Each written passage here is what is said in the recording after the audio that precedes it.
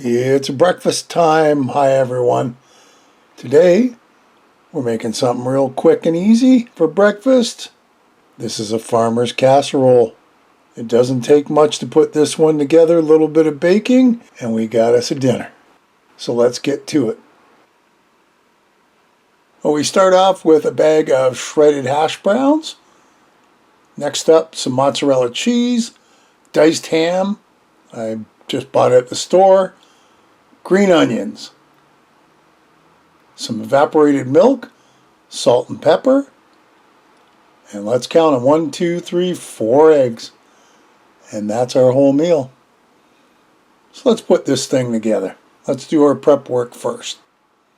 Green onions, cut the bottoms off, clean them up, chop them up, and when we're done, I used just about the whole thing by the time I was done. Looked like I had plenty of onions there for the small dish that we're making. If you're making for more than 2 people, well, might want to have a little more. The only other thing to prep up is our ham, and it's not really prepping. I'm just pulling it out of the bag I bought it in and into a pie tin. Of course, I'm going to have to separate all the pieces, but we'll put it aside. Here's our baking dish. Good enough for 2 people. Spray her up with cooking spray and dump in our hash browns, which is about 2 to 3 cups, not sure. I kind of guessed. Now, the one thing I would do different is I'm not cooking them here. I think I would want to normally par cook them. That's personal preference. On goes our diced ham. Oh, this looks good already. And it looks like a lot, but you know what? It's going to sink into our casserole and be oh so perfect. And you could also add bacon or chicken or whatever else you like. It's yours to do with as you want. There, that's the whole container. Just like that.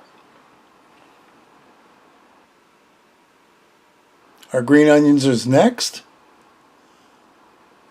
And I'm kind of thinking, how's this going to work? Because we're almost to the top already. Am I going to be able to fit everything? Yeah, you can. Good, green onions are good. I put it aside and say, what about the cheese? Oh, we did forget the cheese. So this is about 3/4 cup of mozzarella. I mean, put on what you want. I wanted enough to cover the top. And the second thing I think I would have done a little different is not put it on the top just yet and waited till about halfway through the baking process. It's okay, it still worked out fine. Measuring cup. 1 egg with the shell. Get the shell out and put in 2, 3, and then 4. Here. Now to that we're putting in 12 ounces evaporated milk.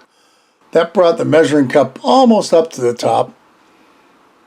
About a 1/2 teaspoon of salt and pepper. You might want to put a little extra salt in because it kind of needed it. I would have put a little extra pepper in it too, but personal taste. Now we get to mix it up with the whisk. Oh, how many times am I going to do this where I don't get something bigger to stir it into? But we managed.